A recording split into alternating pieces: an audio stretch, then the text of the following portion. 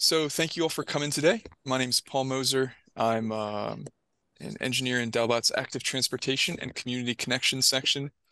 So um, my section manages a lot of the walking and cycling and some urban streetscape projects around the state at DelDOT. So we work with localities to both plan, design, and then construct projects, both using federal, state money, and local money. So Christy and I have worked together on a project recently too.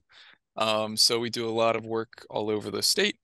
And one of the reasons that we are focusing today on, well, this Milton Active Transportation Plan is because we sort of need new projects, especially in Sussex County, to help feed the next round and the future of what active transportation projects we're going to be funding and developing throughout the state.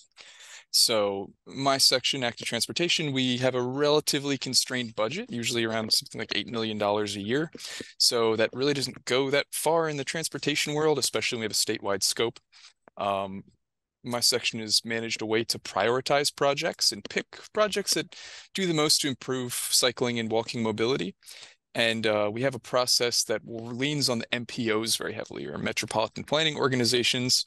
If you guys aren't familiar with that term, it's sort of a level of government bureaucracy that's supposed to do transportation planning that isn't big bad DelDOT. So those are called WMAPCO and the Dover-Kent MPO. Sussex County does not have an MPO, one of these planning bodies. So we sort of, the way it's kind of worked is that DelDOT acts as sort of an advisory, sort of like an MPO to Sussex County. So we need project ideas for biking and walking projects in Sussex County, which is one of the reasons that we're doing a couple of these active transportation plans. We just wrapped one up in Lewis. That was a very pragmatic plan. I think a lot of those projects are going to get done. But Lewis also has major DelDOT capital projects program for all of its main state roads through the city. Milton does not quite have that. So we're going to be looking both at small, manageable sized projects that can be done with sort of smaller federal and state funds, but then also probably talking about larger concepts that other parts of DelDOT could help implement if it makes sense. So I know that was a long-winded intro, but we're really happy you guys came here to kick off this plan. We're really excited to work with you guys. I think Milton has a great need, and it seems like a great desire to develop some ideas to make walking and cycling and make the town a little bit safer and more livable from a traffic perspective. So again, I'm Paul Moser, and Gemma, if you'd like to introduce yourself too. Oh, let's just do the project team. You can go ahead and introduce yourself, Gemma. Sure, yeah. My name is Gemma Tierney, and I'm a consultant with Whitman Record and Associates, and we are supporting Paul and DelDOT and the town of Milton on this planning effort.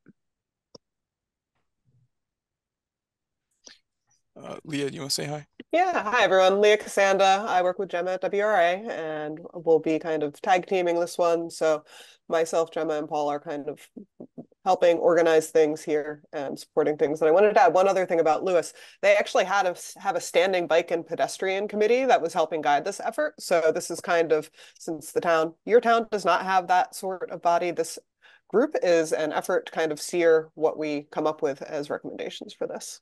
So back to you, Paul. Yeah, so this is some boilerplate information for every presentation we do at DelDOT. So to remind you guys sort of why we're here and what our mission statement are and our kind of values.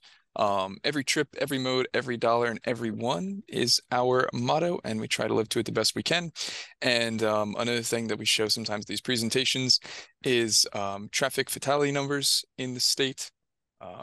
Obviously, that's, well, not obviously, but it is one of our main roles is to prevent traffic fatalities in our country. We have a huge traffic fatality rate, sometimes 5 times higher than some other industrialized countries.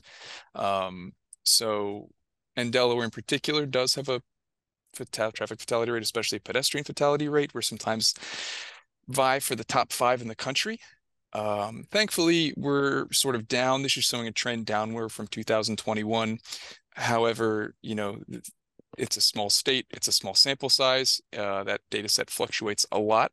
So the problem hasn't gone away just because it's been looking good in the last 2 years, but it's something we take very seriously. And especially through this planning effort, we're going to talk a lot about the perception of safety for people walking or biking. And a lot of that is tied to travel speeds of automobiles. And a lot of the fatality problems in America is related to speeds where there shouldn't be speeds. So we're going to talk a little bit more about that today. Oh, Pete is in the house. Peter? Yep. How do we? I just promoted him, so he should be able to speak momentarily, but yep. Yeah, I got upgraded. Sorry I'm late. There's people in the Teams invite. Uh-oh. So just want to make sure that you know there was that's where I was. There was like 4 people over there. Darn it. Okay, thank you. Leah, are you able to run over there and put a link in the chat?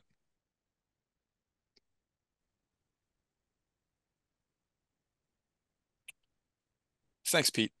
You want to add Yeah, anything, thanks. by the way, while we're here about the fatality slide? Pete? Uh, so probably the unfortunate thing is the data's already been updated as of this morning. Yeah, sadly. It's a daily occurrence in our industry, and we do this slide and think about it so we don't forget about it or take it for granted. Remember, it really is a tragedy going on around our country every day. Yeah, our total as of today is 30 fatalities. Wow. Busy weekend. Okay, shall we move on? Yeah, yeah, I can go through the next 2 slides and then also check over on the Teams meeting once Leah's doing her slides. So just, yeah, quick agenda. We had added this to our meeting invite. Sorry about the confusion between the 2 online meeting platforms. But yeah, some of us already introduced ourselves, basically the project team, Paul, Leah, and myself. But next slide, we'll just have a list of tag members, and we'll go through some background. Leah will be covering the background. Some of the existing conditions data we've collected already, just a brief overview of different bikeway types, since there are a lot of types, and it'll be relevant to our discussion. Yeah, then we're gonna collect some feedback from you all about things that you'd like to see as priorities in this plan, either specific locations or topics. And then next steps, so yeah, a portion of our overall schedule, but sort of focused on our public outreach steps. And then we'll be wrapping up with a public comment period for any members of the public who are here listening in and want to make a comment. So this is most of our, I think, a fairly up-to-date listing of our tag members. It might change over the year. As we said in our invite email initially, this tag will be serving both the active transportation plan this year and then SR16 corridor study next year. But yeah, I'd welcome any of you to, we're not going to go over everybody muting and unmuting in the tag to introduce yourself, but I welcome you to drop in your name, your role, your connection to this effort, maybe why you're interested in it or what perspective you can provide to it in the chat. And if you are a tag member who has not been promoted to a panelist yet, if you could raise your hand so that we can do that. And then, yeah, you will be able to unmute yourself during our discussion period once you're a panelist. And then I am going to turn it over to Leah for the background section. Thank you, Gemma. Appreciate it. And good to see some familiar faces and excited to move forward working with you all on this. Gemma, if you could advance the slide. Yeah, so really the role of this group, as we've been discussing, is really to provide input. DelDOT, we do not do any improvements without public support. So really we are looking through this body to kind of figure out what the town is interested in pursuing in the way of transportation improvements. I know you all have done a lot of work to date on a lot of these issues. So we want to hear about everything that's been done and also new ideas. And we'll be looking to you all as well to really help get the broader public involved with this effort. So I'm really excited to see so many members of the public joining and sitting in on this conversation with you all. And we will also be having multiple opportunities for public feedback, both online and via in-person public workshops hosted in the town moving forward. So any kind of advice or kind of feedback you want to give us, we're all accessible by email, or, we can definitely talk about it towards the end of the call today. We also have kind of two efforts ongoing here. Our main focus right now is that active transportation plans. So that's improvements for active ways of moving, walking and biking. But another big piece of this effort is looking at Route 16 through Milton. So that is really a project that comes out of the Coastal Corridor Study, which I'll talk a little bit more about in a moment. Next slide. Oh, that moment is now. So the Coastal Corridor Study was a multi-year effort that DelDOT did, really looking at east-west routes across the state in light of Maryland's plans to widen 404, or project to widen 404, and potential plans to even increase the spans of the Bay Bridge, acknowledging that a lot of that traffic is heading east towards the coastal communities and passing through Milton. So one of the results of that study, which actually the draft of that just got posted online earlier today, so we can send you that link if you're curious. One of the recommendations was to improve bike and pedestrian conditions along 16, and also kind of take a look at how that road should function for the town of Milton. Right now, it's obviously a through road for higher volumes, but increasingly with new development and the town kind of growing on the north side of 16, it really should potentially change its character a little bit. So that longer term study will be looking at that effort. Next slide.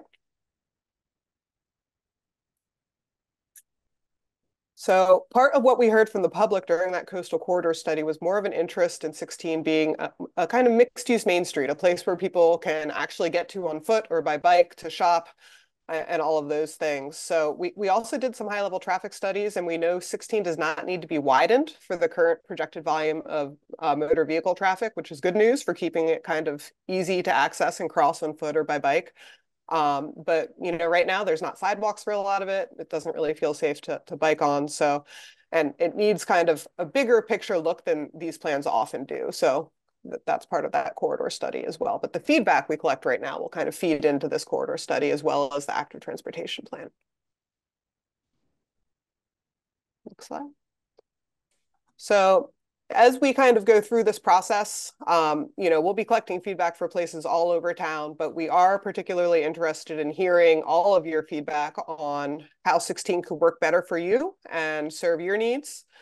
And also as part of that, we may be even looking at an alternate route, like kind of a way for through traffic to not get hung up in the downtown area and move around town a little bit more in a free flow way. So we'll see how that pans out as we move forward.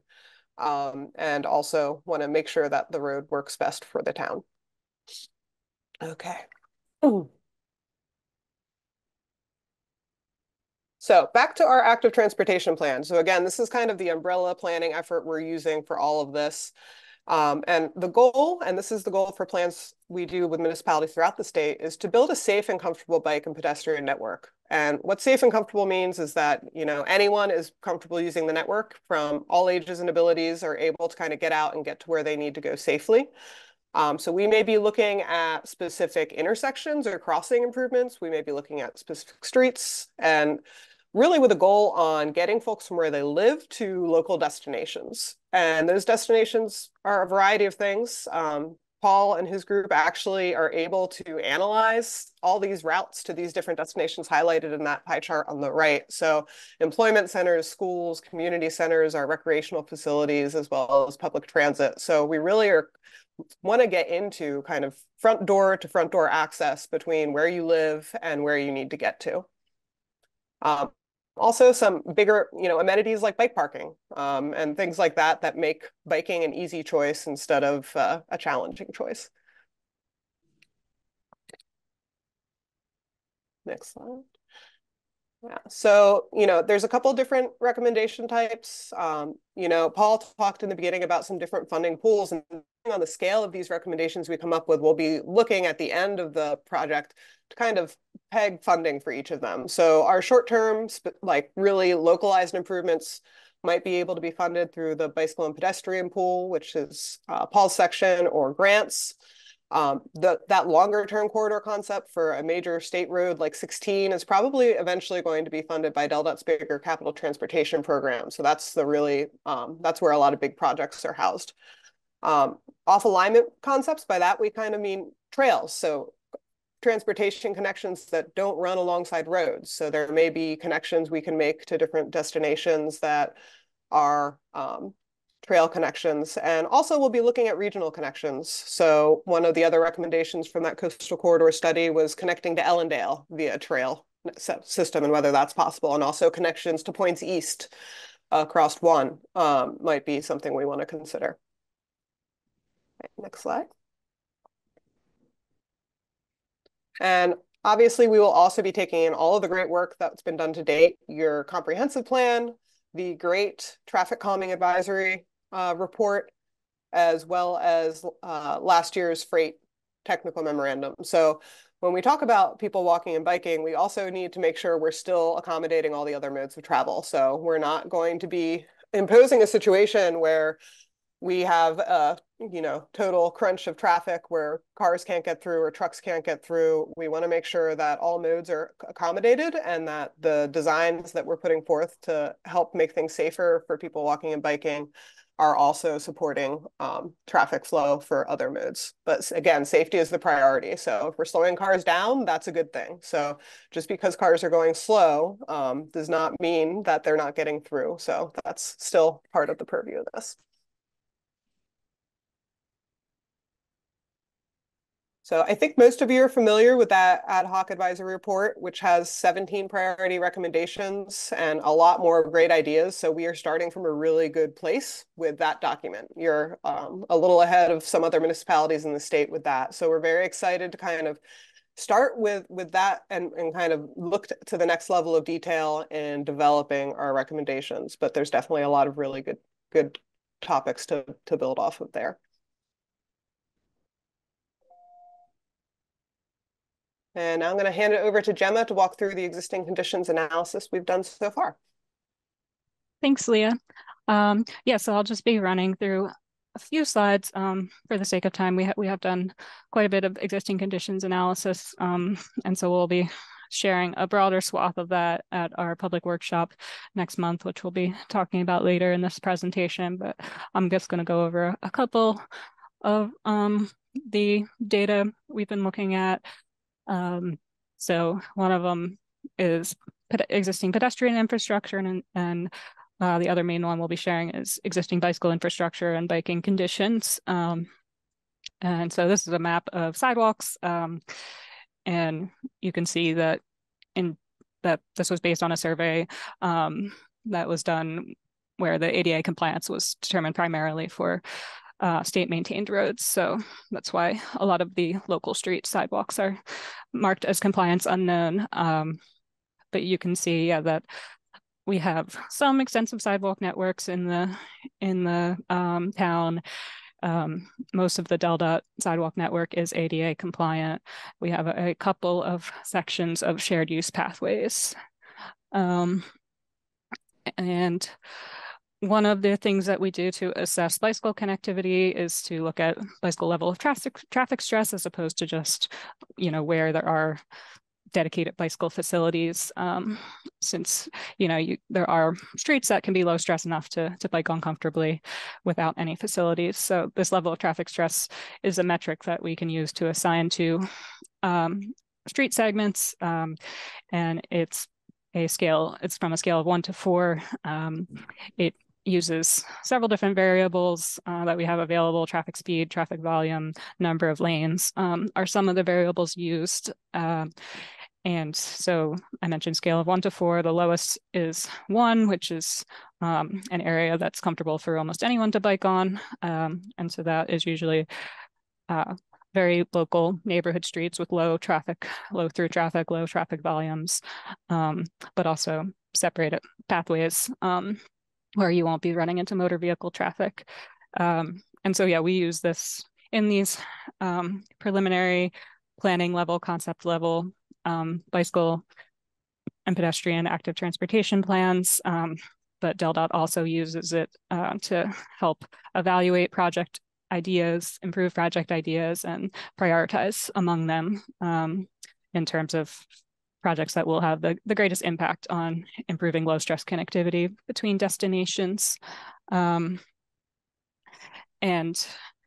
so this is important. We are interested in building low stress areas because the majority of the adult population, according to a few surveys over the year, would not be willing to bike on LTS 3 and 4 streets, which are those higher stress streets. And, you know, so maybe just putting in a painted bike lane alongside a pretty busy road isn't actually going to allow many people to feel comfortable biking on that road. So they might need a protected bike lane or a separated facility or traffic calming to lower traffic speeds. So we want to make, you know, destinations accessible via LTS 1 and 2 streets. And so we are trying to... Do you mind if I do a little aside here? Yeah. So one of the core concepts behind this level of traffic stress idea is that people have a certain, what they consider like their tolerance for traffic stress. So you see here level 3 and 4 is a small bit of the population. That's what most of the conditions are in the world right now. So the way the roads are currently set up, provisions for cyclists, and a lot of urban travel speeds necessitate people to have a certain tolerance for that kind of traffic to be able to bike around comfortably. And when people think about biking from their house to the store, they don't do this quantitative analysis. They just think, oh, is it going to feel scary? Or is it going to be uncomfortable for me? And then they just shut it off. That just doesn't become an option. Like, I'll just drive, it's easier. So the goal here is to make a coherent of enough low stress network that when people think about going from their house to maybe, you know, a 3/4 of a mile ride to the store or something, they think there's a way to get there and they perceive a way to get there that is comfortable and was within their tolerance of traffic stress. So the idea is to use this concept to build meaningful networks of roadways and pathways to get around so people can actually do trips. And it isn't something they have to go out of their way to do. It can become second nature. So without a safe and comfortable network and a useful grid to get around that is a low stress network, people just won't consider it. But there's a chance that it could become a part of everyday life if we can pull this off and do this right. Thanks, Paul. Yeah, and to illustrate that, we have a couple of LTS maps for Milton area. Here we have focused around the town, and yeah, as you can see, there are streets you can bike on that are LTS 1 or 2, the green or the yellow, but oftentimes you can't get very far before you hit an LTS 3 or 4 street. So it means that those streets are barriers that prevent you from doing those kind of everyday trips in a convenient way, or maybe not even just that it's inconvenient, but it's impossible. So you can see a lot of the residential streets in Milton are LTS 1 already, but we have quite a few quarters that are high stress. And Leah had mentioned earlier about some of the different recommendation types. We will be considering, and so not just in Milton itself, but we'll be looking at some regional connections. So you can see here that there's currently not a low stress way to get from the town to a great separated facility, the Georgetown to Lewis Trail. There is only high stress roads in between those two. So that just is an example of, you know, one of the trips that's currently not feasible for a lot of people who might be interested in biking to go from their house to the trail. And so, yeah, I mentioned that low stress bike connectivity can be on a street with not a specific bike facility. It can be on just a local low stress street, but there's also a lot of different types of bike specific facilities. So I'm just going to run through a couple of them. And here's kind of a very simplified graphic of some of the major types. in order from most separated from traffic to least separated from traffic. And you can see on the far right a shared lane. If that's on a high speed street, that would be very stressful. But that could also include, as the asterisk says, bicycle boulevards or neighborhood greenways, which are where you can have a shared lane on a really low stress street, and you might have signage improvements or share rows or traffic calming measures that allow us to still be low stress, even though you're sharing the space with cars. And then, you sort of have that at the one end, shared use path at the other, and probably some other things you've seen around, different types of bike lanes that are protected to varying degrees. And so two of the factors that determine LTS are vehicle volume and vehicle speeds. This chart here only represents those two factors. There are other factors that we use for LTS, but this is just sort of a useful graphic to show where streets can fall on this sort of XY chart, and what sort of bike facilities might be appropriate to allow someone to have a low stress experience on those streets. So you can see in the bottom left, those are low speed, low volume streets. So you could probably have a shared lane on those. And then as you go up and to the right, with volumes and speeds increasing, you would need a separated facility, separated bike lane. So we have some Milton streets on here based on operating speed rather than the posted speed limit when we had that information available. And you can see those double-sided arrows are for the streets listed, might have a few different operating speed measurements we have for them. So for SR16 east of Union, but within the city, we had segments that were observed at 30 miles per hour, 35, 40, 35, 40, and 45 miles per hour. So just to get a sense of the streets you see every day and how those fall in terms of bicycle conditions. And so, Leah had mentioned we'll be talking about just trying to get your feedback on priority concerns you have, priority locations you have. So I'm going to bring up a map. We want to hear both about actual geographic locations, but also general concerns you have. And so Leah will be taking notes on this, and I'm going to bring up a map to sort of document the geographic locations you might have in mind. And I can drop pins on it as we are talking. But note that Leah will also be taking notes on any feedback you have in the background. So I'm just going to switch over to that screen.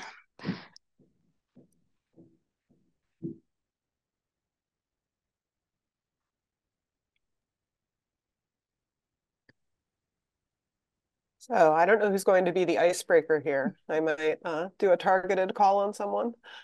I actually see someone raising their hand. So I do not have a name for you, but the person, DTRAS in the attendee list, if you have any feedback, you should be able to come off mute. Go ahead. From Milton. I just want to make a comment. All of this idea is very interesting and so on, but over my career, I spent probably 5 or 6 years working in the Netherlands, where bicycle riding as a general means of getting from one place to another is the best I've ever seen in my life. They have dedicated roads with dedicated stoplights and stop signs, and when they cross roads and so on, they're all areas where it's controlled, both for the driving public and for the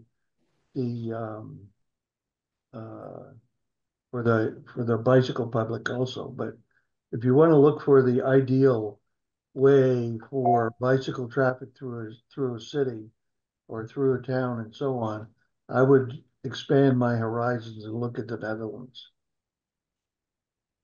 Thank you for that feedback. I know Paul and myself have both traveled there and have benefited from that great infrastructure. And Paul, correct me if I'm wrong, but DelDOT actually has been in talks with a engineering group from the Netherlands recently. Yeah, we hosted a training last year to get a lot of our designers acquainted with some of their traffic calming techniques, some of the planning ideas, and then even some like the traffic things that could possibly be applied. Yeah, we're big fans. If I'm stuck on a project, sometimes I'll just go on Google Earth and fly over and try and find an intersection that looks like what I'm working on. So we try and steal some ideas where it's feasible. So it's a good perspective to bring to this planning activity. So thank you. I worked there for 5 years and never had to rent a car to get to my office. So Yeah, it's something. So could I make a suggestion, Evan Birmingham? I find the crosswalks at both the MES, Milton Elementary School, and HO Birmingham seem to have essentially ignored the fact that a large portion of the students actually do walk and ride bikes to school. The rail trail crossing right at MES is very long.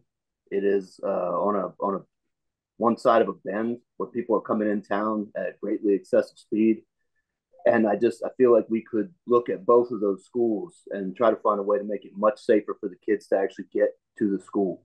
At HOB, the crosswalk is not aligned with any of the existing sidewalks since the school has been rebuilt. It's kind of off in the middle of a field. This is it's not. Yeah, you're looking at it right there. So the kids are actually walking a significant distance to get from the crosswalk. If they're going to stay on the sidewalk anyway, they're going a long way around a big open field to get to a school building that is way at the back of a giant lot. And at MES, as a parent who's there every afternoon and almost every morning, the traffic situation is bordering on untenable. The general perception seems to be that the children are in the way and that they need to just, kind of evaporate and not be there. It's a narrow street. It's a very old street that was built long before, or laid out at least long before cars were there. And it's a dangerous situation that's happening there every day. I mean, if we could look at specifically the rail trail crosswalk at MES, which is a little bit further out of town there, right there. Yeah. If that could be a signalized crossing in some way, flashing lights, something to do there to make it easier for kids to get across the street, that would make me feel a lot better about the entire situation of traffic in town. Because to me, what's the right way to phrase it? If you look at Milton and the Cape Ann Open School District's maps, all or almost the entirety of the town of Milton is in what's called the self-transportation district. So that means that the school district does not provide transportation to the kids who live in town who attend these schools. So either a parent has to drive them, which many do because the streets are narrow, people drive way too fast, the crosswalks they're there, but often ignored. I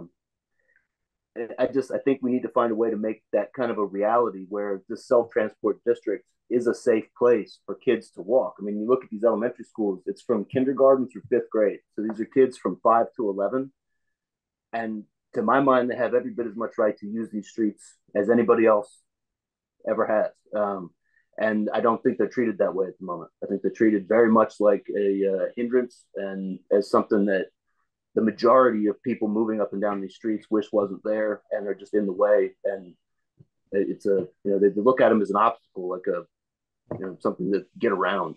The behavior of drivers in front of the schools is just appalling. And so anything we can do to address those specific areas.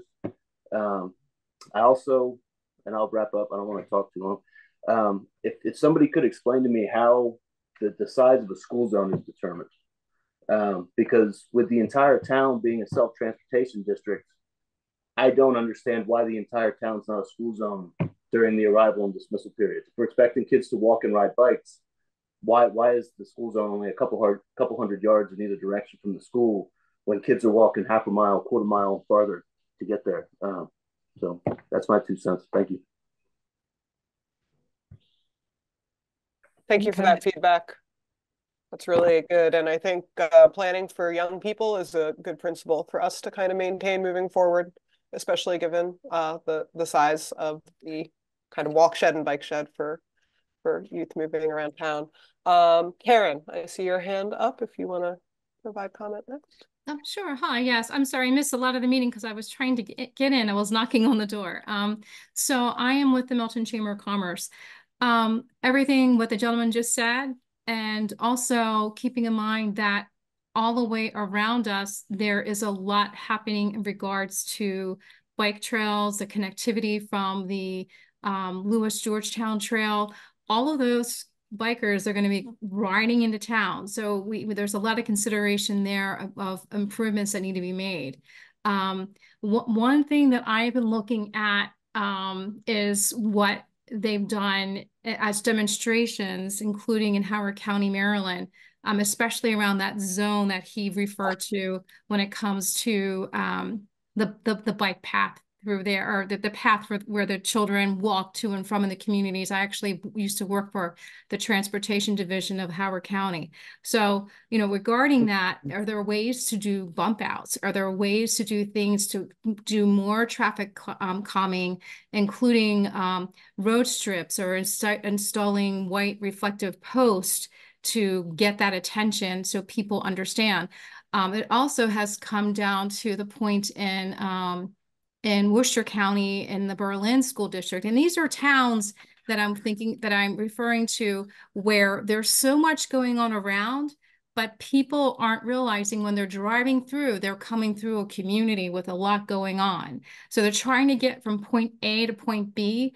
So is there a way for something to be done to say, hey, you're in a community, slow down?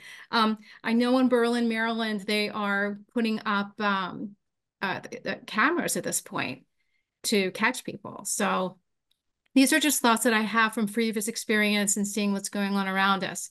And like I said, there's a lot of people that are driving through who have never been through the town because they just want to get down to Ocean City through 404. So if there's a way for us to do traffic calming or something, cameras, the speed bumping is probably out of the question, but that's just my thoughts. Unknown caller. Thank you, Karen. Sure. Really good feedback. So I'm hearing a couple of things. Obviously, just the general safety of keeping vehicular speed low, as well as noting kind of bike tourism is increasingly a thing here in Delaware, especially with the trail network and needing the town to be a safe place to access for people kind of using the trail network. I think we'll go to Dara next. Is it Dara or Dara? I apologize. I need to update my memory. It's okay. It's like Sarah with a D. Yeah, so and I'm Leah Dara. or Leia, depending on who talks. Yeah, to exactly. So, Dara, if you're from Jersey, I'm Dara. Anyway, can I just share my screen for a minute? I have a green light, so I think I can. I wanted to share. I don't know how many people are familiar with armadillos, but I want to share a screen and show you what they look like. Yeah. Do I need to stop you have first? you Okay. have to stop for a minute. Okay. There we go. So what you're seeing right here is view northbound on Commonwealth Avenue, which is a boulevarded street that used to be almost 2 lanes each direction because once there was a streetcar that ran along it. But what the city of Alexandria has done is you can see they've striped for bikes with even a margin for protection. And then they have these things that are called armadillos. At least that's what they call them locally. And what they've done with those is they've used them to protect pedestrians who are coming to cross the roadway. You can drive over them. They're not going to bother your car if you drive over them at 25 miles an hour. Emergency vehicles can drive over them if they need to get that. So, these are a way, for example, where we might address the terrible crossing at Federal Street and Mulberry, because we have two roads that don't align at right angles, but they're really terrible for children and people who, you know, don't want to cross a huge diagonal long crosswalk. And vehicles, you know, large vehicles like school buses need to be able to negotiate those acute angles. And this is the one way to allow them to do that, but also to give the illusion of a much more regulated, much smaller, narrower intersection. Anyway, I thought it was an interesting solution and one that we might investigate for a couple of troublesome intersections where we have vehicles creeping out in the intersection because it's not an always stop. I'm thinking of you, Chestnut. Chestnut and Atlantic is an issue because you cannot see. If you're stopped, you have to creep forward to be able to see whether it's safe to go. If it was an always stop, you wouldn't have to creep onto the pedestrian right away to be able to determine whether or not you could safely cross the street. So that's my 2 cents on that. And let me stop sharing. Thank you. That's a great example. And if any of you have kind of cool infrastructure you've seen in your travels that you think could work here in Milton, please don't hesitate to send us photos. And I might ask you to share that photo with us. I will. I'll send you photos. I'm taking them. I'm over in that area frequently, and they've done quite a few things. I'm from there originally, and they've done quite a few things that I'm going to take pictures of and share with this group. Great. Thank you. Hunter, if you'd like to come off mute.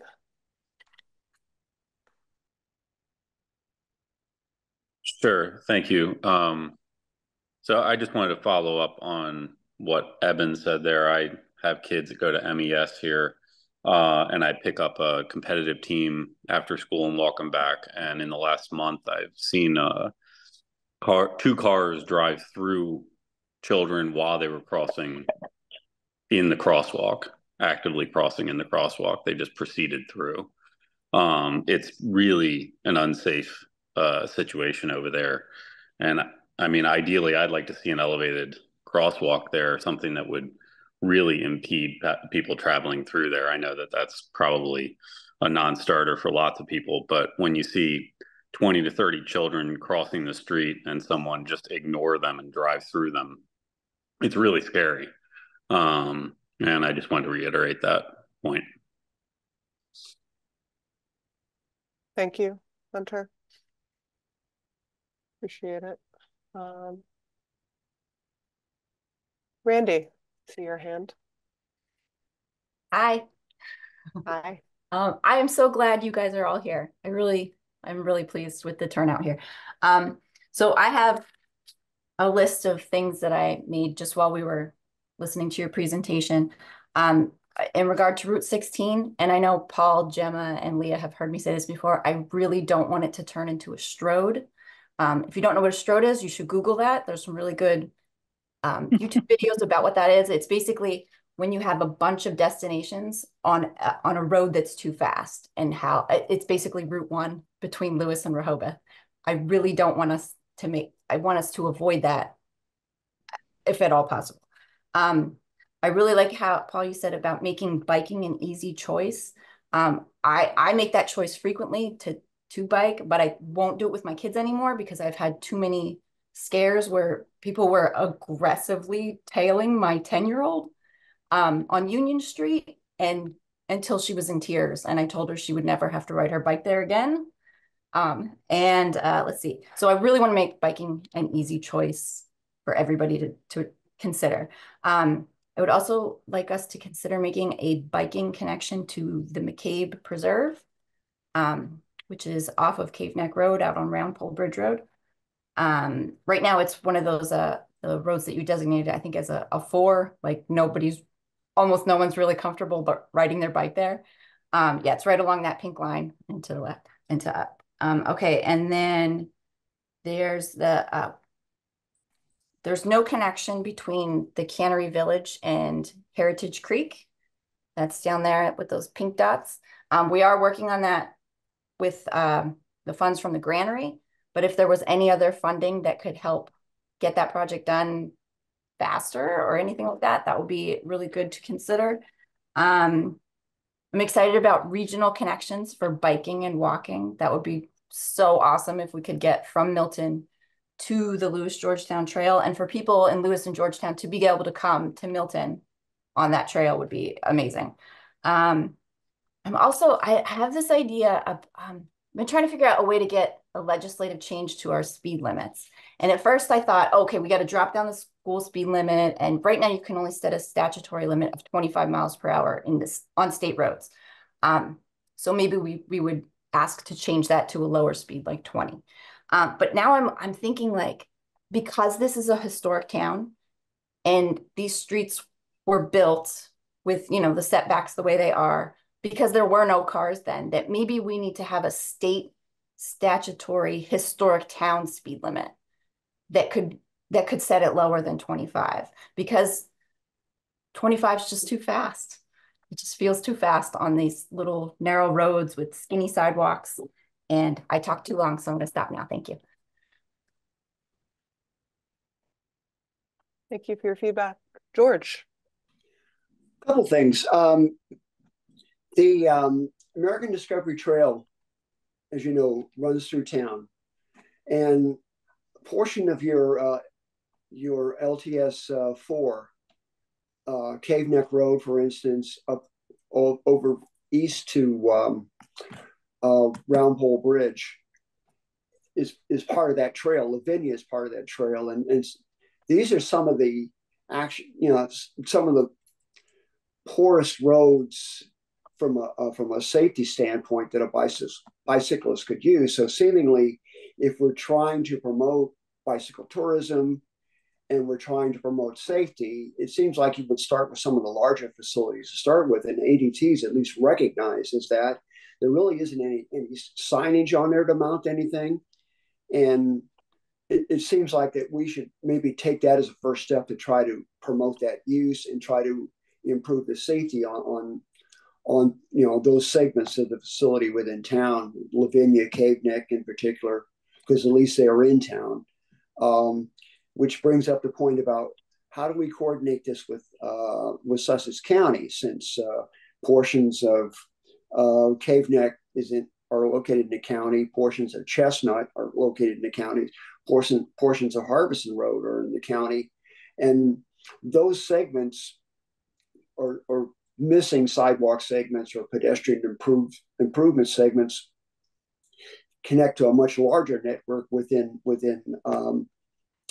town of Milton itself. So seemingly how we coordinate, how we can promote a partnership with Sussex County to get some of these improvements made benefits county residents as well as town residents, and connects to important local facilities like the school system. Thank you, George. The other question I had also, as long as I got the floor for a moment, does Safe Routes to School still exist as a funding source? Chip, you want to tune in for that? Sorry. Yeah. Hi, my name is Chip Knievel. I'm with DelDOT. I run the Safe Routes to School program and manage TAP projects, the Transportation Alternatives program. Currently, the Safe Routes to School program is really focused on education and engagement. There really isn't separate funding per se for infrastructure improvements. They're really not capital projects then. Okay. Well, so what How we about do, signage?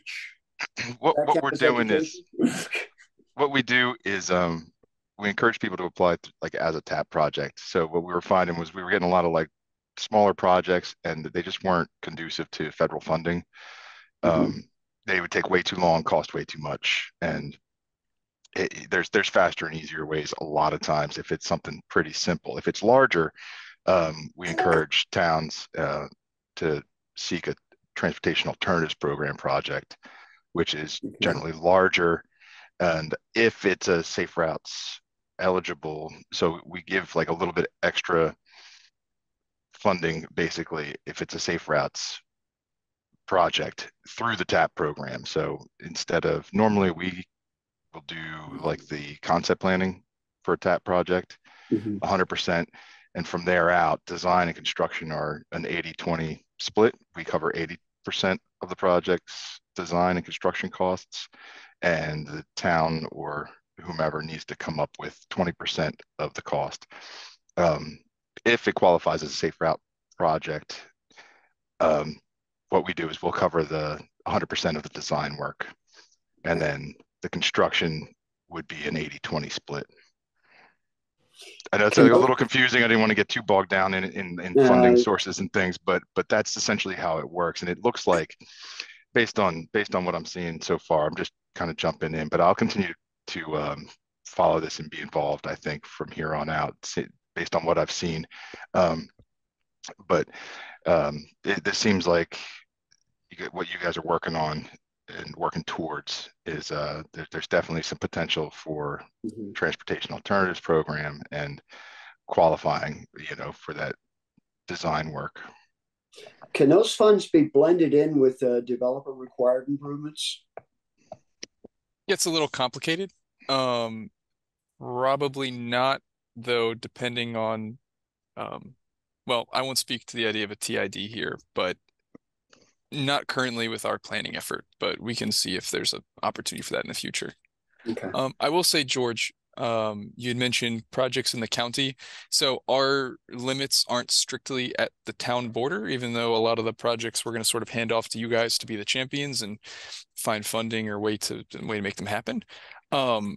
We spend money in the municipality, out of the municipality. It doesn't really matter too much to us. So we're totally open to visioning outside the boundaries of the city. Okay, thanks. And to that end, we do have Jamie Whitehouse on this meeting with us from Sussex County. And I know Jamie was very involved with the Coastal Corridor study, and I believe will continue to stay abreast of what's going on with this effort. So thank you. Thanks for being with us, Jamie. All right. James Fisher, you should be able to unmute and provide any feedback you have. Great, thank you. And I apologize, I unexpectedly had to be driving during this meeting, so I have hands-free for this meeting. Has been issued for your location. I like Hunter and Evan. I have kids who walk from the Cannery Village neighborhood to MES, and I think they did a good job of advocating for that group. Kind of on a small scale, I've always hoped there would be a sidewalk connection between where Chestnut and SR5, Harbison Road, meet, and the rest of Milton. There is that section of Chestnut Street where there's a lot of foot traffic on the road because there are a lot of people who want to walk from Cannery and maybe even from Mariner Middle School into town, and they really don't have a way to do that other than walk through Cannery, which adds a decent amount of time when you're on foot, or just walk down street on Chestnut. So I'd love to see at least a sidewalk on one side prioritized there.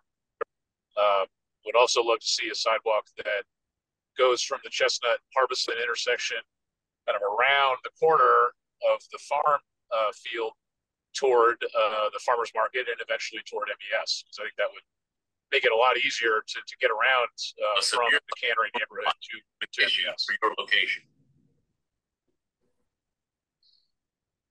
Thank you for that feedback, James. And obviously, Gemma Live is making notations on a map, which I don't think you can see since you're driving, but we'll be using this map throughout the project. So for folks who do have ideas, I see a number of ideas in the chat, and I'm sure as you start thinking about this more actively after we wrap up today, please, you'll have our emails and you'll be able to kind of feed into this, and we can even distribute this map for review once we have it populated with everyone's suggestions. Great, and I'll aim to be on desktop for future calls. Great, thanks, James. Appreciate it. Thanks. Let's see. Eric has his hand up and he's not spoken yet. You should be able to come off mute. Hello, thank you. I work for Pannoni, which we do a lot of development and planning in this aspect of transportation mobilization type thing. I also live in Milford, and they're actually doing a project in the center of town where they're raising the surface of the bridge that goes over the Mississippi River, and it's going to essentially act as a speed hump and also allow the people with mobility issues to cross from the farmer's market across the street without having to get off the curb. It'll all be at the same level. And I thought that was a really great idea that might be able to be implemented also in Milton. And then in connection with the bikeways, I also think there should be some sort of connection between Milton and Hudson Park that's being developed off of 16, or I mean 9, Route 9. That's all I have. Thank you.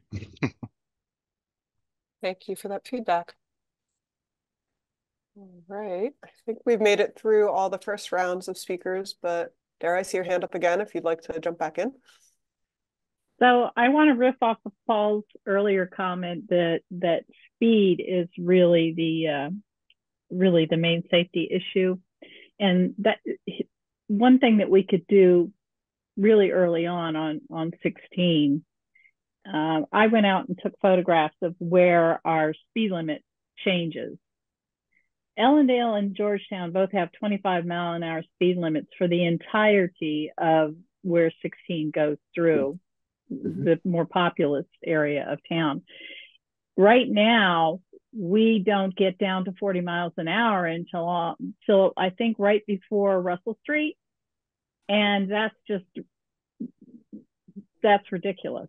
And what makes the most sense is to go down to 40 miles an hour at actually 35 miles an hour at the Route 30 intersection if you're coming eastbound on 16, to go down to 35 there, and then by the time you get to Russell Street, which is the dark patch of woods to the north of 16 that you see, that's a little housing development. Just the speed limit changes right to the west of that, but if that went down to 25 right there, yeah, right. If that went to 25, that would greatly improve the safety of the Mulberry Street intersection, because right now people are coming through there at 35 miles an hour, and you can bet they're not doing 35, they're doing 40 if the light's green at Union. So that's the eastbound side. Now on the west, on the eastern side of town, westbound 16. Ideally, we would be at 25 by the time you got to the Cheer Center. So I don't know if you can tell where, yeah, you can tell where it is. That's the Cheer Center. Right now, the speed limit goes to 35, a little bit north of that, or I mean, a little bit east of that. So if it went to 25 there, that would make it safer for seniors coming in and out of Cheer Center. And it would also calm traffic approaching that Union Street intersection and the shopping center, which is going to become only even busier. And with the new residential development that's going in. So I think that's something that DelDOT could do. You know, that requires so little effort right there, and I think would have a huge impact on the impression of safety that people have using 16 for local trips. Thank you for that feedback. I want to be respectful of everyone's time. It is 1:59 now. And Gemma, do we have this going for another half hour yet? Yeah, we're good. Okay, great. So I see, George, you have your hand up again. I just want to build on what Dara was saying, because I feel the same way regarding 16, but also on Route 5, where even though it's called Phase 1, the last phase of Heritage Creek has a new access point just below where the creek actually crosses. You can see it. It's the roughed out area, just southeast, if you will, of existing Heritage Creek. there's an access point there that's going to feed 50 plus units of housing. So seemingly, that's really where the town begins on Route 5. So seemingly, if it's possible for DelDOT to lower the speed limits in that area to 25, then that makes certainly the transition at the school, while school lights are, the beacons are flashing to 20, makes it a lot easier to make that transition, and then carries it through to what's been said frequently in this discussion about the trail crossing on Federal Street. So beginning at 25 that far out, which is still in the town limit itself, at least at that point, conditions a motorist who's going to bother to take the effort to adhere to traffic signals or traffic signage to lower the speed limit to 25 in that area.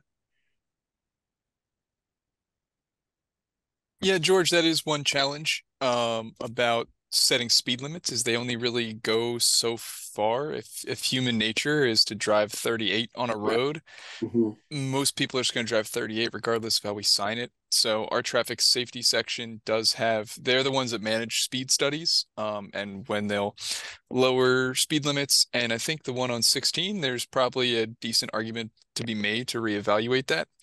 But for these like longer term, like, yeah, we want people to drive 25 to the edge of town. That would be a planning effort to come up with a concept for a road project that could take 20 years to come to fruition. So if we really do want to talk about projects that will achieve that in the future, we can use this plan as a time to identify those critical areas, see what other needs there might be down in the horizon for that roadway, and then come up with a concept for a project to do exactly that. Because there have been, to my knowledge, some projects around the state that DelDOT has done specifically to reduce the travel speeds. Typically, we do the opposite. So the idea of a big project to get the speed to be more manageable for an urban area is not a new concept, but not necessarily our MO as it's been in the past. So I think it's a really interesting opportunity to try and figure out and identify those locations, and really have a as we long-term look at vision that, I for it. mean, seemingly we'd be looking at urbanizing the road, because I agree with you. Right now, that's sort of a typical federal aid secondary section through there, 40 plus feet of pavement. So signing by itself doesn't do that. A motorist drives at speed and feels safe driving at. So the wider the road is, the lack of any kind of curbing or anything of that nature, or any kind of urbanization of the road, there's just the person that's going to adhere to the sign. There's not going to be a person that the motorist isn't going to consider, what the environment is around him, which has a lot to do with how he reacts to this, how he operates a vehicle. Yeah, you get it. For sure. So we're gonna have to think about what it actually means to achieve that. Because and be realistic this is a about growth area of town, and so therefore, over time, there are going to be more intersections created by residential development on the southwest side of Route 5 in that area. So it's going to happen. So seemingly, as those projects come in to being, seemingly that would be the point at which you start to urbanize that section and then reduce the speed limit as a result of the urbanization of the section. I think we're going to come with some really interesting project ideas through this plan. Getting a lot of really great feedback from you all. Yeah, we have a couple other hands raised from the attendees. I'm not sure what order they went up, but Amalia and Orla, if you want to go.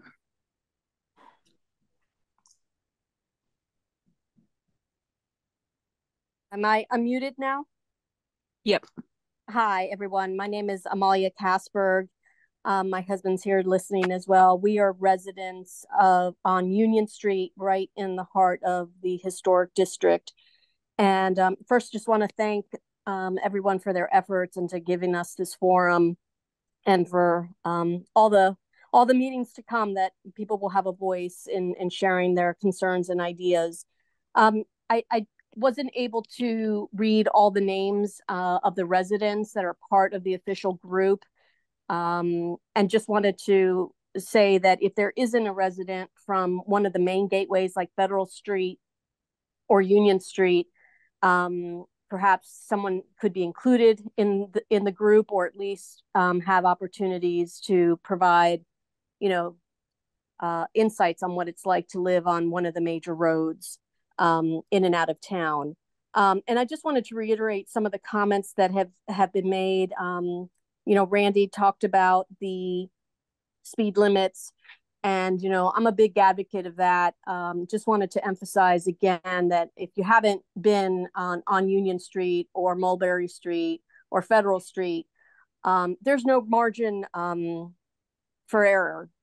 We have narrow roads, and the sidewalks are right there up against the roads, and then houses are right up against the roads. And I'll just share, we had an incident right in front of our house across the street where a driver got distracted and jumped the curb.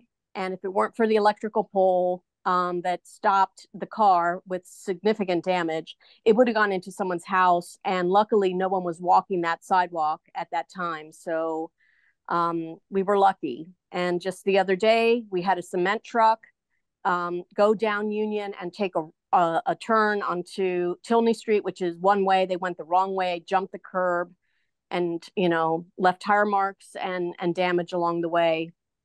So 25 miles per hour on Mulberry or Union is not the same, in my opinion, as 25 miles an hour through Greenwood, for example, where the main street is pretty wide, there's shoulders, and I think in some instances there's grass and then the sidewalk, and the houses are set back. So I just wanted to say that all towns aren't created equal, and I think something that was touched on, but I just want to emphasize that I know the mayor who's on this call knows is near and dear to our hearts, is just the volume of 18-wheelers that are using our town as a cut through, and are doing nothing to help us preserve our historic homes. Our homes rattle, and there's got to be a way to, at least in the short term, do something to discourage these cars, these large vehicles going through town, where it's, they can't fit on the road, so they cross over the double yellow line. They can't make turns in the center of town. And I know a lot of the ideas that are being discussed are longer term solutions, and it's terrific, but whatever we can do in the short term to calm traffic, that would be greatly appreciated. And again, one suggestion, if you are on Union heading into downtown, at some point the road starts to dip right as you go into downtown, and people pick up speed. So whatever we can do to get people to focus on slowing down on Union as they head out of town, and at the same time, when they're coming from downtown up to 16, they see the hill, and so they gun it to pick up speed up the hill. That would be great. If there's anything that can be done with Google Maps to not encourage them to use our town as a cut through, that would be great. We're unlike Lewis and Rehoboth. People use our town to cut through places. I mean, Lewis is a destination, Rehoboth is a destination, the way those beach towns are set up. And then lastly, I know that some of the things that have been discussed, ideas, have been concerns, I believe, from our fire department, because they use our main gateways to get to emergencies, and we thank them for their service and all that they do to help people in need. But if you all have any data or insights from other towns on what they have done when their local fire department is right in the heart of town and has to use the main gateways so that they feel comfortable with some of the traffic calming techniques, that would be extremely helpful. And I think that's it. Thank you for giving me the opportunity to speak. Yeah, thank you for your suggestions. Add something to what she just said. If you look at Union Street, Federal Street, and Chestnut Street, not so much on Mulberry Street. But where she's talking about these roads being very narrow, there are also big sections of these streets where on-street parking is allowed and necessary because of the residences along the street. So you effectively do not have a functional two-way street for long sections of these roads. You're coming out of town, heading away from the river on Federal Street, coming up the hill. You come past Town Hall, there is parking all along the side of the road, and you're coming up a hill. You're essentially forced to go over a blind hill, oftentimes not fully inside the lane that you're designated to be in because there simply isn't space because of parked vehicles. The same on Union Street. It's rare to go down Union Street and have the entire path unobstructed to the point that two average sized vehicles in the F-150 Tahoe range can pass each other because of parked cars. You effectively have it bottlenecked down to a one-lane road for some number of car lengths, and it encourages very aggressive, very bad behavior from the locals, and I mean from everyone else really. But it's kind of a me first attitude takes hold on these narrow streets where there's a car blocking one of the lanes almost in its entirety, at least functionally, and so it becomes a race to see who can get around it first, and it's a dangerous situation. I don't know how you address it, but it is clearly a dangerous situation where we have roads that were not built to accommodate vehicles the size that most people are driving now.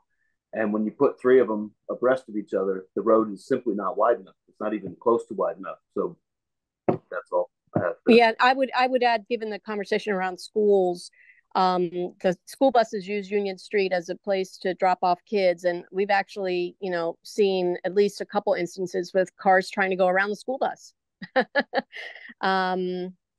Anyway. And to that, actually, who is responsible for setting the size of the school zones, the 20-mile-an-hour school zones? It can't be the district, right? The district doesn't get to change the speed limit.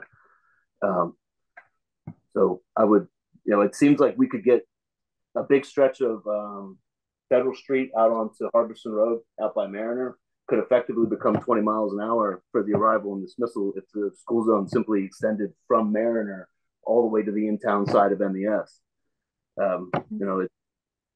Yeah, I would just add that if that's being looked at, like Union Street doesn't have a school on it, but it's used by kids and parents and cyclists and the school bus and the school buses. So I support everything you're saying. I just again, selfishly, we live on Union Street, but I know many other neighbors have raised the same issues that I've raised here. So whatever we can do in the short term as some of these longer term solutions are addressed, that would be terrific.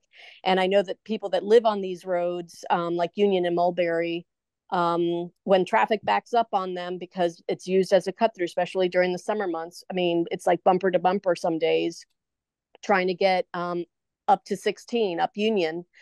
People can't get out of their driveways. And even on a normal day, it's hard for them to get out of their driveways because of the people that are, going 25 and some going faster, but it's just not a safe scenario. Okay. Yeah, thank you for that. So we have about 15 minutes left. So I'm gonna try to take a few more of these raised hands. I'm gonna go to Bill Weller because we haven't heard from you yet. And I just allowed you to unmute. Yep. Okay, thank you. Very quickly, I just wanted to follow up on Randy Meredith's comment about having more trails.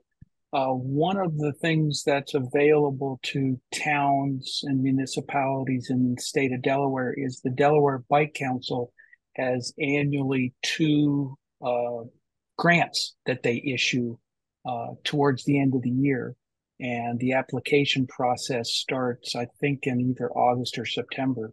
But the town of Milton could consider applying for that. Traditionally or historically, those funds aren't sufficient to do much shovel turning, but they do help in the planning and preparation for putting trails in. Thank you, Mr. Weller. The town of Milton actually did receive one of those grants, but the council decided to return it. Okay. Also paid for the evaluation of the bridge the old railroad bridge for the Milton Rail Trail. So Milton has taken advantage of that in the past, and it's a good idea, especially generating some of these ideas through this plan. It's a great idea. Chris, I guess I'm not sure who raised their hand first. Sure. I just speak up quickly, I guess. With kids that go to school at HOB, I support the idea of, I don't know, some kind of crosswalk at the entrance of that. Basically what the other parents were saying. I guess I was curious how do we weigh, I guess the way I look at it is these maps are flat and downtown Milton is not. And so I don't know how to weigh potential bike usage. I guess in my observation, there aren't very many people above school age riding their bikes through town. And that's because they have licenses. The people that I see riding their bikes through town are the kids that don't have licenses yet. And so I just don't know how much weight to put, like, even if we made downtown Milton as bike friendly as possible, all of the businesses are at the bottom of the hill and people aren't likely to ride their bikes back up the hill, I guess so I don't know how that works. Because these maps, like I said, these maps are flat and Milton's not. That's it. Thank you.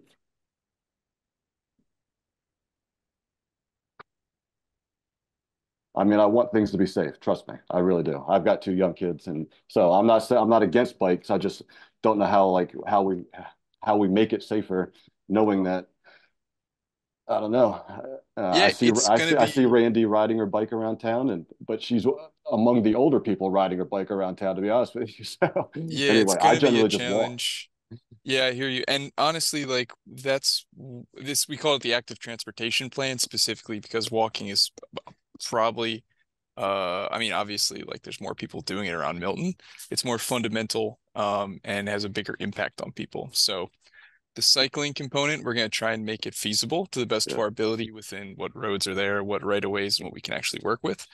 But yeah, walking and trying to find those key points where countermeasures and interventions can get speeds down at critical areas is really going to be, I think, a bigger focus of this plan. So there's going to be compromises, and as everyone said, these roads were laid out over 100 years ago. So we're making do the best we can with what infrastructure's here. Dara, right? Not Thank Dara. you. Dara. Yes, Dara, you're absolutely right.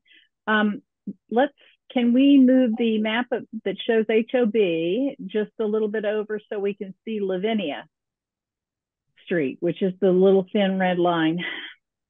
There is no safe way to walk on Lavinia East to downtown.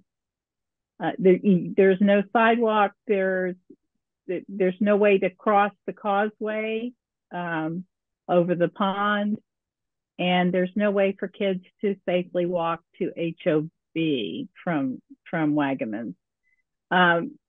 This road is a problem because it really isn't. It's not Milton. It's the county.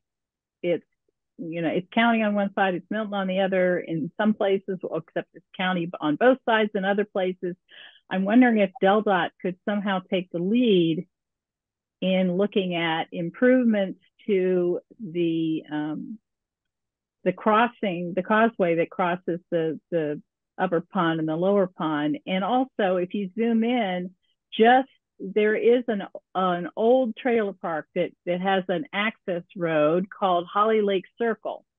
Now, Holly Lake Circle's little road almost touches the border of the property for HOB. It's you can't really see it too well, but it's right there at the corner of that field, and where that corner of that field and HOB's property meet the woods. There's a road there, and if that could somehow become a pedestrian path to allow the kids to reach HOB, that would greatly cut down on this stretch of road that anybody had to walk to reach Union Street unprotected from traffic.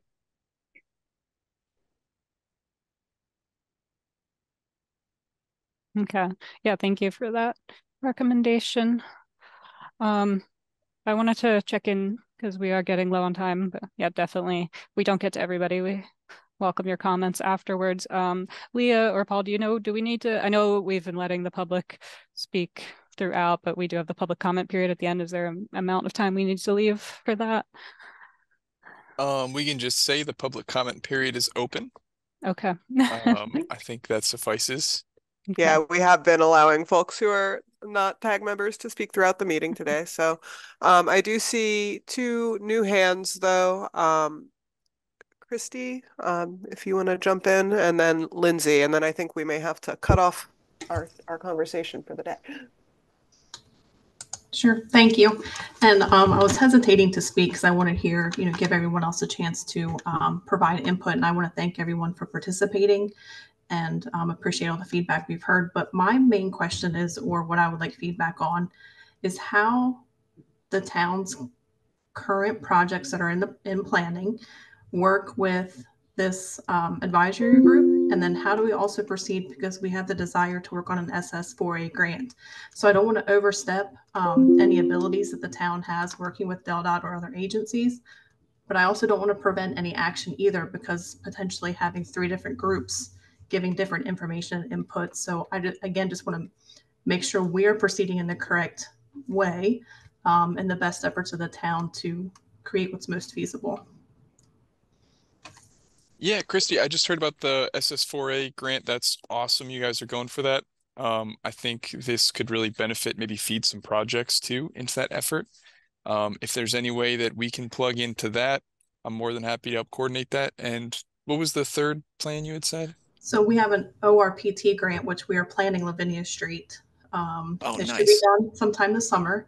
Awesome. And, that should give some insight to, we call it disconnectivity, trying to go from Sand Hill to Mulberry Street, looking at the broad picture of, bike and pedestrian, accessibility. So again, I just don't want to stop progress, in any way, or any efforts that the town has. Or efforts of the advisory group, or again, proceeding with an SS4A grant or the upcoming, Bike Council grants. There's a lot of opportunities out there, and I just don't want to, us to run into conflicts as we continue to plan the town. Oh yeah. We're happy. Any information that you want to share with that, or any involvement you want, I'm happy to help out too. When is the Safe Routes or Safe Streets for All due? May 16th. So it's coming up. Okay. Yeah, we're meeting with a consultant group tomorrow to help us with that grant. Okay. Well, you can even just say this is an ongoing effort and we're going to generate a bajillion plan ideas. So sure. Thank you. Generally, the feds love to see when there's an active group like this already convened and working, because it shows that the town and, DelDOT are kind of working on doing the right thing and engaging folks. So this federal administration definitely, what they're looking for quite frequently is what they're calling meaningful public engagement, and this kind of constitutes that. So yeah, I think it's a lot of synergy right now that all of these efforts are ongoing. And for the purposes of our effort, we're collecting ideas. How those ideas get done, whether it's via multiple grant channels or other streams, remains to be seen. And I think we're going to work for identifying what fits the best for different things. So I think we'll be able to coordinate that actively with you as we move forward and make sure that everything is kind of pushing in the same direction, which is safety and connectivity. I think those goals are shared between everything we just talked about. So. Thank you. And if I could allow Lindsay Deckard to speak, and then we'll come back to Randy. Hi there. I think I'm unmuted. You are. We can hear you. Hi, I'm Lindsay Deckard. I live in downtown Milton at 207 Atlantic Street. Christy actually just much more eloquently than I could have asked the questions about how do these kind of all combine, and what is the timeline, and what is the next step. That was sort of my initial overarching question.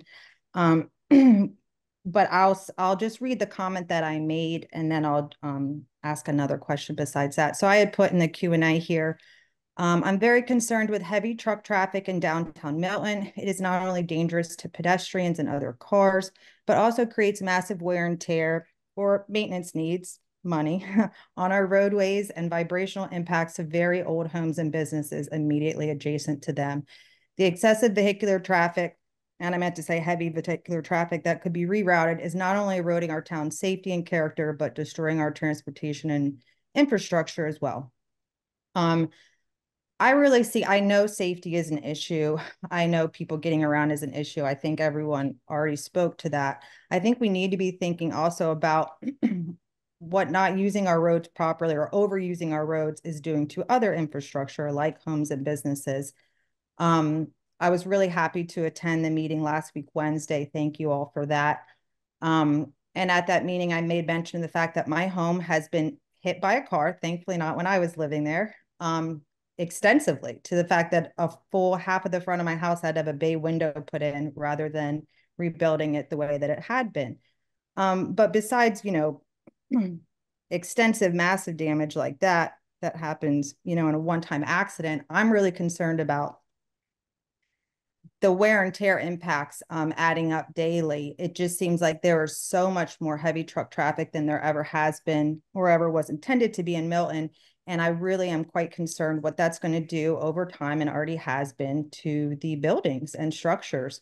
I think we're going to have a much more expensive problem on our hands in the future if we allow truck traffic to destroy our structures, not just our roads. So that's a major concern of mine. I'd like to see downtown Milton be less car friendly. I want people to think of Milton as walkable and bikeable for those that can, and cars to sort of be at the bottom of the way that we travel through town. Or just as a means to get out of town, but not how we get around in town. I do see and know that there are residents that are living in downtown that use a car to get to just a very short distance away because of safety issues. That's really unfortunate. I'd like to see those cars off the road. It's hard enough for us to get out of our driveways. If there were better sidewalks, I would almost never get in my car in town. But there are times where I choose to get in my car for my safety, even though I could very easily walk there even faster, maybe. So those are a couple of the points I'd like to make. And then just to know what is the actual next step from here, I guess from DelDOT's point of view, what is the actual next step? Where do we go, or where do you all go from here with this feedback that you've received? That's a great setup for, I think, Gemma's remaining slides. And while we wait for her to load that, Randy, if you want to jump back on before we kind of look at our timeline for where we head next. Okay. I just wanted to say DelDOT is going to be putting in an all-way stop at Harbison, Shingle Point, and Chestnut Street. I'm really excited about that. And Chris, you had mentioned that you don't see a lot of cyclists. Is that coming past your house? Because that the intersection of Chestnut, Wharton, and Atlantic, a lot of the bicycle traffic is traveling from Cave Neck through town, and it also comes down Chestnut, but turns before it gets to your house. That's when we did the walk audits and we surveyed that intersection for, I think, a half hour, we did traffic counts, and that was the least used leg of the intersection. Just wanted you to know that. That's all. Thanks. Thank you. And thanks to everyone for your feedback. And I'll turn it back over to Gemma to kind of walk everyone through what is next. Yeah, thanks, Leah, and thanks, everybody. And yeah, if you have further comments, feel free to reach out after this meeting. But I had mentioned, so this is just some of our milestones for the rest of this planning process. First line is our meeting today. I had mentioned briefly we will be having a public workshop, and so we are going to do that on May 16th. We have not decided on, it'll be a evening after work meeting, but we haven't decided on an exact time or location yet, and we welcome your suggestions for locations. We're thinking one of the schools in town, but yeah, definitely open to other ideas or just things to consider. And we want to pair that with some biking, walking site visits to key points around town that, yeah, we would encourage any of you to attend, but also, yeah, other town officials or decision makers. And so we're going to hopefully do one before the meeting on Thursday, May 16th, and then the morning of Friday, May 17th. And so we will be letting you know more details about that. Also, along with the workshop, to allow people to provide feedback sort of on their own time. We'll be doing a public survey. We'll have that online on our project website, and we'll have a paper version that'll be available at the workshop, and people can either fill out there or send to us later. We'll be having a few more of these Transportation Advisory Group meetings that are focused on this active transportation plan. So that'll be to review some of the concepts we come up with, provide feedback on that, get those concepts to a more round them out, make sure that we're considering all sides to get them into more fully fleshed out recommendations. And a second public workshop at the end of the summer, and a second public survey. And so those ones will be focused on sharing those kind of preliminary concept recommendations with the public to get their feedback as well, after we've incorporated the TAG's feedback. And yeah, hopefully getting the report together in the winter, and having a review period for that, and finalizing it in January. So yeah, that report will have those 4 broad categories of recommendations that Leah went over, and some discussion of funding opportunities and implementation steps for all of those. So that is what we are looking at for next steps for this project. And eventually the SR16 quarter study will be getting started and getting woven into this. So yeah, we would love to hear from you after this meeting about suggestions you have for the workshop. We'd also appreciate your support in getting the word out about the workshop, and the surveys. So if you have, an email list that you can share things with, either neighborhood or school that you work with, just to get the word out broadly, to encourage participation, we'd appreciate that. So yeah, we'll send a follow-up email with all of that summarized, and some of the other information we didn't have a chance to go over today. But since we are at 2:32, I want to let you all go, and thank you so much for all your feedback. This was really great. Paul or Leah, if you want to. I just wanted to add one quick thing, which is that obviously we set a date for the workshop, but in person is not the only way we're going to be collecting feedback. So we do actually already have a public website up and live, which we'll send in the email, and a virtual comment carries the same weight as one in person. So for those of your neighbors who are out of town or anything like that, that's not a kind of requirement is showing up and talking in person. Moving forward, these meetings may also be either hybrid or in person as well, so we can get to know you all and meet face to face. So that's about all I had. Paul, you have the last word. Yeah, thank you all very much. This is phenomenal that so many of you are interested in actually coming up with solutions to some of these problems. Hopefully this can be a good forum to put our heads together, give you guys some technical experience or support, and hopefully generate some projects that could be transformational over the next few decades. So really appreciate your time today, and we'll be in touch about both the public meeting and those site visits. Those could be really fun. I'm really excited to do that. So if you guys have any questions, I'll stick around for a little while as everyone's filtering out. And we're going to get this recording posted to the project website. And if you guys need help finding that, just let me know. But thank you all for your time and have a great afternoon.